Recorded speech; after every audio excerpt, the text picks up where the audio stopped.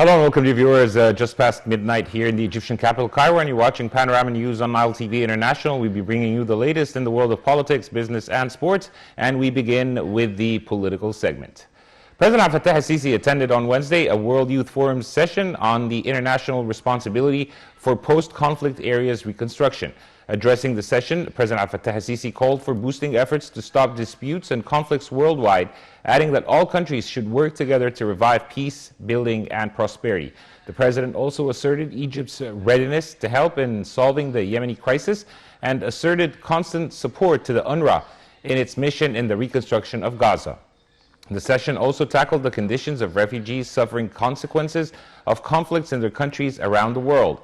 President Abdel Fattah al-Sisi said that Egypt hosts about 6 million refugees in Egypt, adding that there are no refugee camps in Egypt.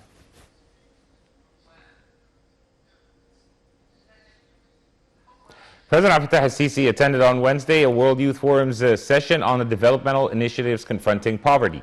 During the session, President Abdel Fattah al-Sisi praised the Egyptian youth for their role in Decent Life Initiative and in organizing the 4th edition of the World Youth Forum. The president also said that the state has exerted great efforts to combat poverty in Egypt and support the most needy brackets. President Abdel Fattah al-Sisi reiterated that the state spent more than £6 trillion to face this issue during the past 7 years. The president also asserted that 300,000 housing units were established in the year 2021 and will continue to reach 1 million units across the country. Meanwhile, President Abdel Fattah al-Sisi affirmed that Egypt carried out all precautionary measures to face the coronavirus. The president added that Egypt succeeded to overcome the economic repercussions of the pandemic and expressed gratitude to the Egyptian people for bearing the economic reform process during the past years.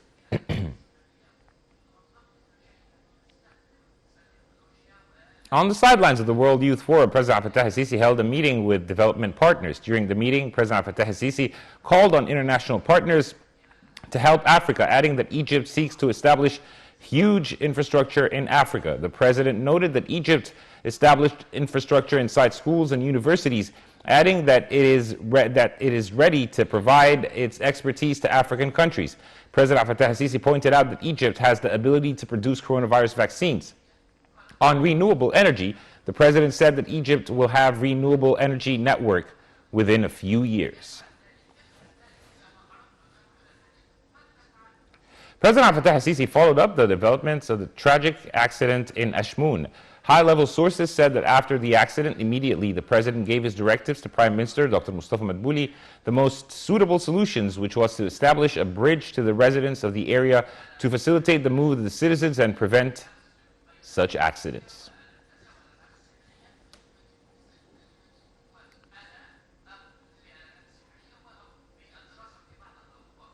And following up on the World Youth Forum, the 4th edition, on the sidelines of the forum, Nile TV's correspondent Hani Saif conducted the following interview with Oksana Zavili, a foreign language student at Saratov State University. Let's take a listen.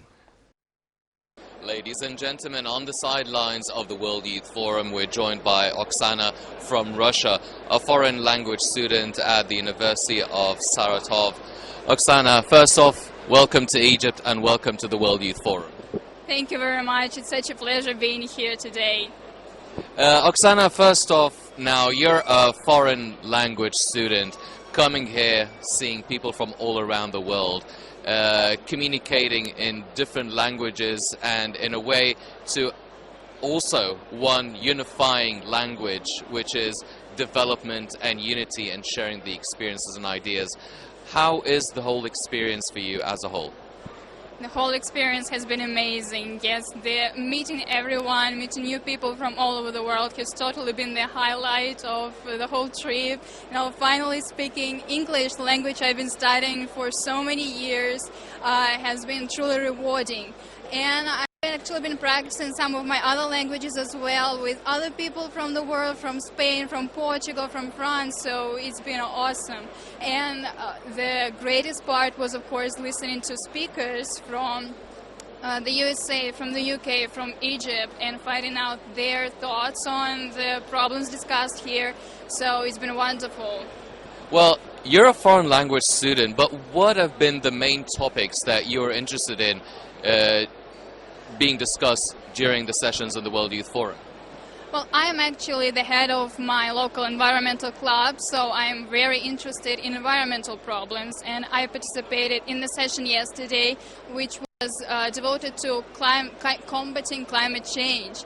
And we got to listen to experts from United Nations, from CNN, from just different countries, and I got to listen finally to find out about the Egypt's agenda on environmental problems, and it was very insightful. Well, talking about climate change and really trying to cut down on the carbon emissions, now Russia and many countries around the world, they're very dependent on gas. Now, how difficult is it to switch from gas into a much more greener, environmental friendly sort of sources of energy? I think it's quite difficult due to the lack of awareness among people. Many people believe that some clean energy is very expensive. It is not profitable, so this is one of the problems. Another one is that burning fossil fuels is not actually a big problem for the environment, and so there's no need to invest in clean energy. And so this is one of the I think one of the main problems which stops everyone from moving to renewable resources. Now, Egypt was a participant in the COP26 summit that took place in Glasgow regarding climate change in 2021, and it will be hosting the COP27 here in Sharm el-Sheikh. What do you think could be achieved so far by the time we have a COP27 summit here in Egypt? What would you hope for? Well, of course, it's all environmental activists. I'm hoping for people, for governments to finally cut the carbon dioxide emissions. COP26 was the first time, I think, when people started talking about coal usage and about how to cut coal usage, which is crazy to think about. This is the 26th time they met, and they had just started to think how to do it. And by the time COP27 rolls around, I hope they will be talking more about renewable energy and the ways to just spread it around the world.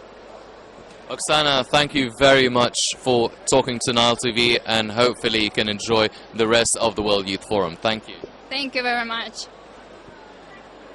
Ladies and gentlemen, foreign languages, talking about climate change, similar issues, similar topics that Egyptians are interested in are really also focused on around the world, talking to Russia, also talking about switching from gas into greener and renewable energy.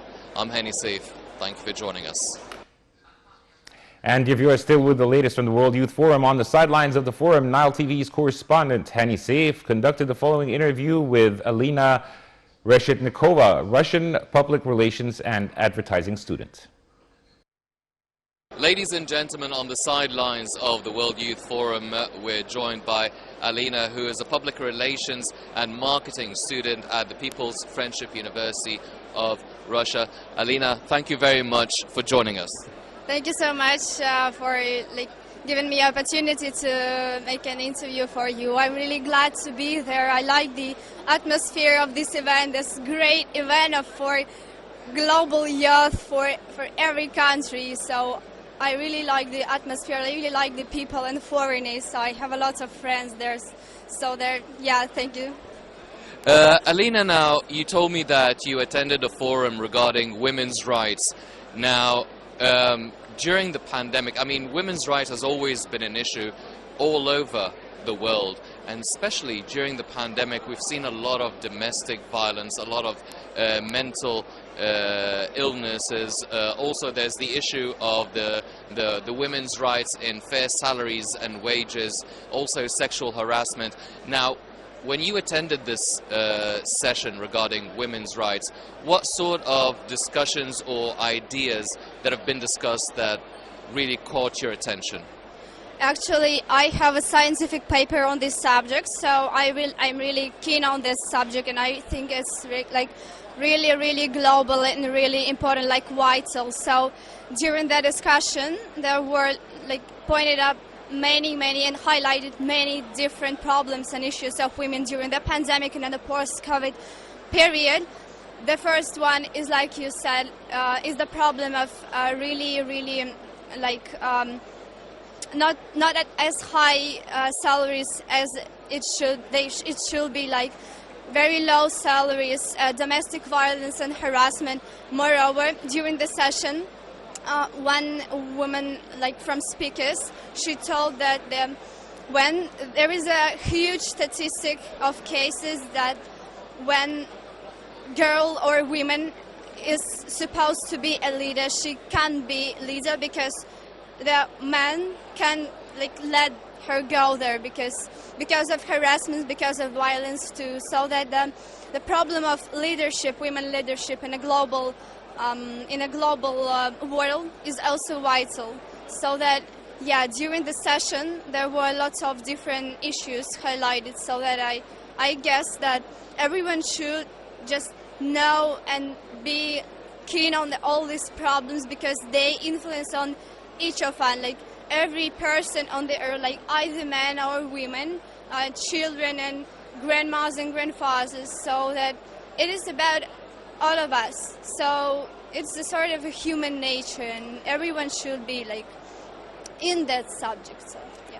Yes, well, you also told me that you attended a session regarding arts and entertainment in the new age now, especially the post-pandemic, and we've seen a lot of online and digital platforms that people are working on creating new content and using the social media as the sort of medium to reach people. What have been the main things that really also interested you in that session? I guess speakers talk about many different cases of and many different examples of like transmission to digital sphere from like cultural sphere. For instance, there are many theaters and cinema that were closed during the pandemic period, so that everything went to a digital sphere, digital industry, so that now this industry of cultural events, like offline events, it is really like in a poor situation because of like digital instrument and digital stuff. So that this issue is really important for all of us because this is a piece of art too, and we should improve that one like we improve the digital sphere. And this transmission is really is everywhere and is like seen everywhere in every country, like so that it's sort of all of us, all the humanity in total. So that that kind of issue is vital too. Also during the session there were shown many examples and cases of such a digital transformation. For instance, there was a case of one German speaker who told about one girl, like online girl, who was created to promote many different goods and services during the pandemic. Moreover, this girl promoted many cultural, social and many other issues, vital issues. So that this example shows us that the digitalization is a trend, it's a tendency, is a global tendency of like nowadays world. So that I suppose that it's like our future. So we live in present times, but we slowly go to our future and we develop many new instruments to promote and to market ourselves and our goods and services in future. So that the tendency of digitalization, Well, Alina, you're a PR and marketing student and talking about marketing and digitalization. Now, do you feel that now the strategies or the marketing concepts are more reliant on digital mediums and really, as a result, obviously, as well as the COVID-19 pandemic, do you feel now that the whole marketing mentality has changed and switched to the digital age, as opposed to using the traditional print and maybe even TV? Sure. For instance, according to Philip Kotler, like a father of marketing, he told that there will be a transition to non-traditional marketing, and now this is a epoch of non-traditional marketing tools. This is why many like digitalization as well is a marketing tool, is a new era of marketing, a new chapter of marketing as well. So that, yeah, I guess that this is our future, as I already said. So yeah, there are many other tendencies that are regarding to digitalization. There are many tendencies too which are which are really close to this one. So that, yeah, now is the different era of marketing is really interesting, exciting, and amazing and outstanding. So we must watch on it, we must analyze and keen on it. It's our future. Yeah. Alina, thank you very much for speaking to Nile TV. Thank you so much. I say that, dear attendants, students, and youth from all over the world, go to the forum. It gives you many opportunities to grow up, to develop your ideas, your insights. This is a cool platform for all youth from all over the world. Thank you. Thank you, Alina. Ladies and gentlemen, talking about all the different topics, be it marketing, PR, entertainment, and also women's rights, the spectrum of topics being discussed in the sessions here at the World Youth Forum is staggering. I'm Henny Saif. Thank you for joining us. On the sidelines of the 4th edition of the World Youth Forum, Nile TV's correspondent Hadi Saif conducted this interview as well with Mrs. Niveen El-Misiri, CEO of Ahl Masr Foundation. Ladies and gentlemen, on the sidelines of the World Youth Forum, we're joined by Mrs. Niveen El-Misiri, the CEO of Ahl Masr Foundation and Hospital. Mrs. Misiri, thank you very much for speaking to Nile TV. Thank you very much for giving me this opportunity. Mrs. Misiri, first off, now we're talking about a lot of presidential and governmental initiatives to really help push forward the living standard and really raise the living standards of Egyptians, such as a Decent Life Initiative and the Ahl Masr Foundation. Can you tell me more about the work of Ahl Masr Foundation that is really focusing on the living standards of the Egyptian citizens? Ahl Masr Foundation has great opportunities in participating in this initiative. Actually, we are already participating in extending water pipelines to the urban communities. And this is also under the governmental review and under the governmental auspices of them. So actually, we do have already a leg there. And we also participated in rebuilding several houses in order to give them a life which is a decent life for those who have their homes not in shape. Recently, all the NGOs have been called by Her Excellency Dr. Niveen Kabbaj in order to have a role which is more active and participating and measurable in terms of delivery. This will definitely make the deliverables more sound and better, because not everyone has the power or has the means and resources in managing such an initiative. So they will distribute the initiative based on the performance, the previous performance, and on the continuous evaluation for the performance of the NGOs who are participating in this initiative. Mrs. Misiri, now Ahl Masr Hospital is renowned for and is well known for its great work that has been taking place over the past period. Now, the health sector in general has been under a lot of pressure for the past couple of years. Has the pressure eased as of now compared to when the COVID-19 pandemic first started off?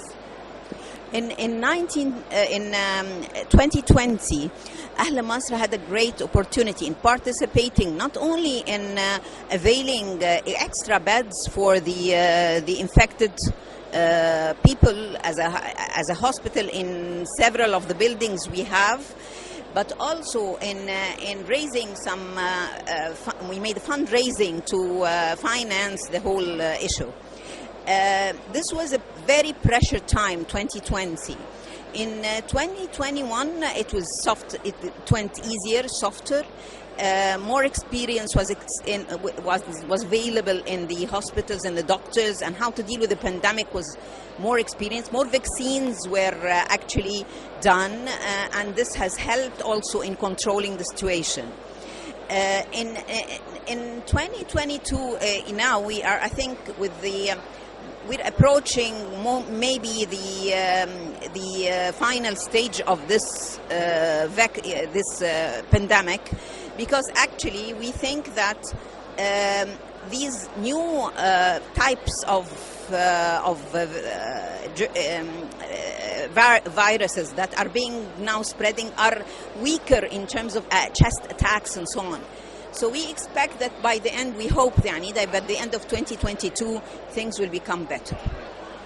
Mrs. Masiri, now, how do you feel, or what would you say are your main hopes and dreams for the health sector? What do you want to see being achieved? Is it in terms of facilities? Is it in terms of financing? What sort of resolutions would you like to see such a forum reach? Because we're already talking about the health sector and combating the pandemic and the way of life after the pandemic. I have something saying which says that when you dream big. So our dream is to have a full medical coverage and insurance for every Egyptian. Through hospitals which are really capable and capacities that are really enough to encompass any kind of infection, whether it's in the cancer, in the heart, and in the burns, of course.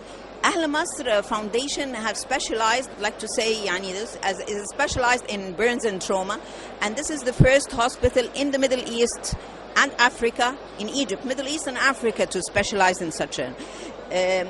When we built this hospital, we built it with our dream that the hospital, it was an initiative done by Dr. Heba Suwidi. She's the founder and this initiative, and she's the chairperson of the foundation. And actually, when she did this, she wanted to have something for the poor, because everyone, has a cancer patient or a heart patient around him. But the burns is due to the not decent life. Most of burns happen because of not having a decent life.